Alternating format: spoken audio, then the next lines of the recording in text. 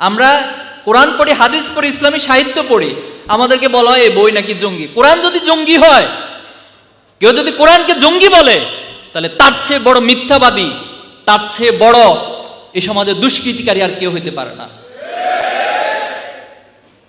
তো কি মিথ্যা এই সমস্ত অজুহাত দিয়ে কি করলেন? লাস্ট পর্যন্ত কি হইল? কি অর্জন হইল আপনাদের এই এত বছর পর বছর?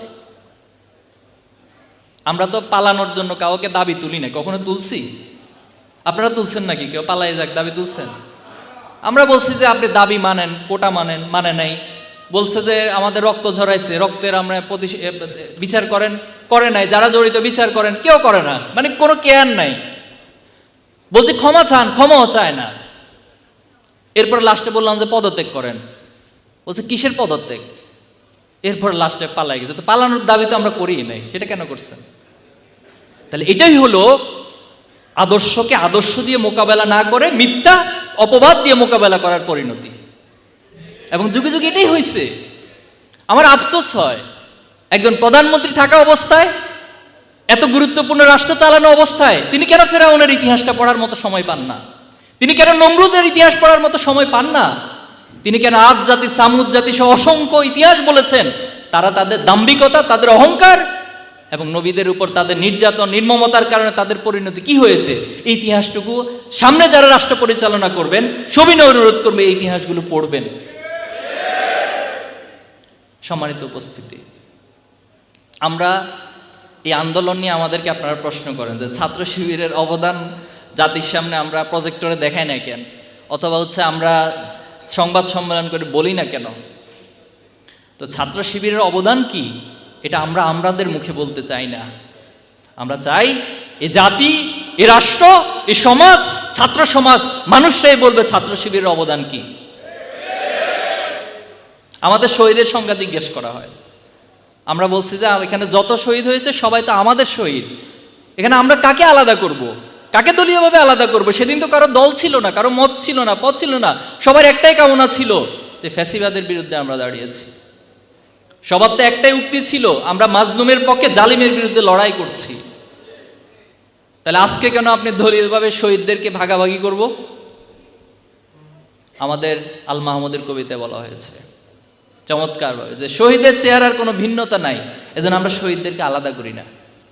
যিনি ঈমানের সাথে আল্লাহর রাস্তায় ন্যায়ের পক্ষে জীবন দিয়েছেন, সবাইকে আমরা আমাদের শহীদ মনে করি। এবং সবাই রাষ্ট্রের শহীদ, এই দেশের শহীদ, এই ফ্যাসিবাদ বিরুদ্ধের শহীদ এবং এই বিপ্লবের শহীদ। এখন আসেন, এই আন্দোলনের স্পিরিট কি, মূল কথা কি? মূল কথা হলো সমাজে কোনো অন্যায় চলবে না, জুলুম চলবে না, কোনো ফ্যাসিজম চলবে না।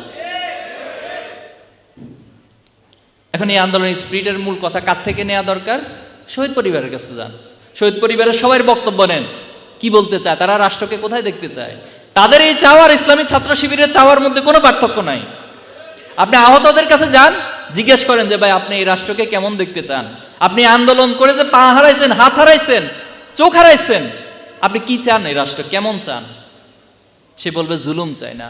তা আমরা তো সেটা অনেক বছর ধরে বলছি, এই সমাজ থেকে জুলুমের মূলোচ্ছেদ করা। আমরা শুধু জুলুম মুক্ত না, বরং বলা হয়েছে জুলুমের শিকড় উপড়ে ফেলতে হবে, কোনো জুলুম চলবে না।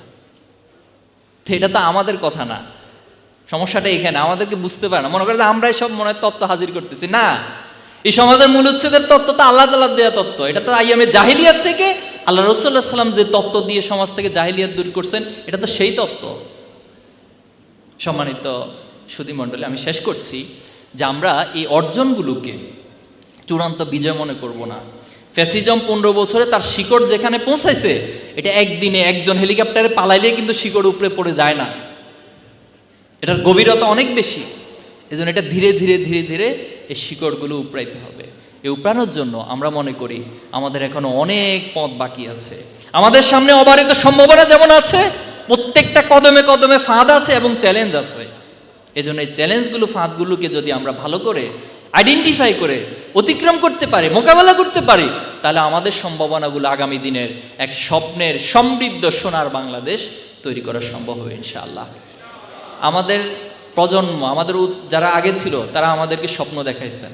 আমাদের শহীদ মীর কাসেম আলী বলতেন যে আমরা যে পতাকা হাতে নিয়েছি এটা আমার পরে আমার সন্তান, তারপরে তার সন্তান, এভাবে প্রজন্ম থেকে প্রজন্ম এই পতাকা ধরে বহন করে সামনে এগিয়ে যাবে এবং কোনো একটা প্রজন্মের হাত ধরে এই পতাকা তার চূড়ান্ত বিজয় লাভ করবে।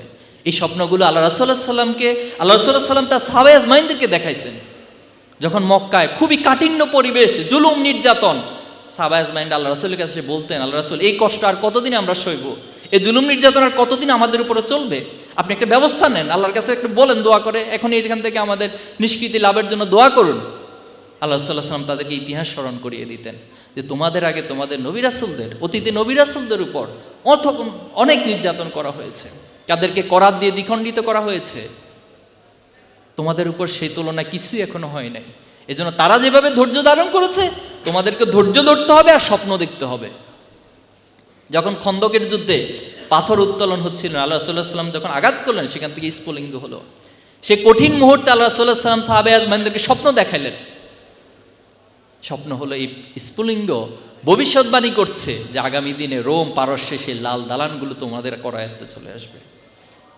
তো সেদিন সেটা কারো কাছে হয়তো ভালোভাবে বিশ্বাস হয় না, কিন্তু আল্লাহ রাসূল যে প্রজন্ম তৈরি করছেন, জাস্ট আবু বকর ওমর রাদিয়াল্লাহু তাআলার সময় এসে দুইটা প্রজন্মের পরে এসেই সেই স্বপ্নটা আল্লাহ রাসূলের দেখানো সেই ভবিষ্যৎবাণী স্বপ্ন বাস্তবে পরিণত হয়েছে শুধুমাত্র প্রজন্ম তৈরি করার কারণে।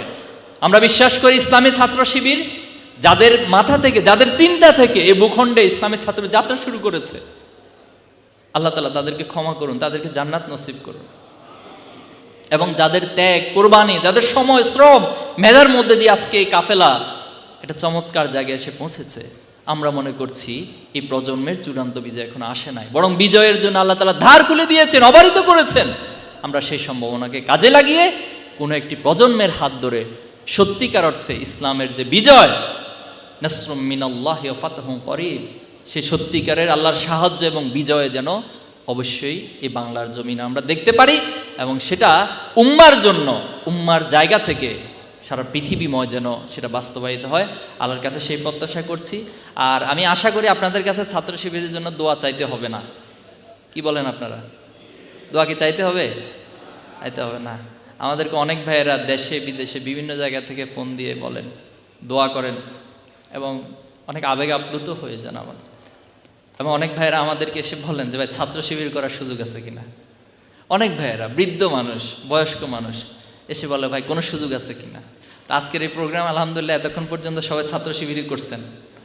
এখন আপনাদের সন্তানদেরকে, প্রজন্মদেরকে যদি করান, ইনশাল্লাহ তার মধ্য দিয়ে ছাত্র শিবির এবং এই প্রজন্ম তৈরি হবে এবং আমরা আমাদের কাঙ্ক্ষিত লক্ষ্যে পৌঁছতে পারবো ইনশাআল্লাহ। আজকে যেভাবে করে আমরা এখানে এই মাজলিস, এই সমাবেশের আয়োজন করেছি, কাল কিয়ামতের দিন আল্লাহ তাআলা যেন জান্নাতে আমাদেরকে এভাবে সমাবেশ, এভাবে আলোচনা, এভাবে করে আমরা একত্রিত হতে পারি, সে তৌফিক দান করুক। আমিন। আসসালামু আলাইকুম ওয়া রাহমাতুল্লাহি ওয়া বারাকাতুহু।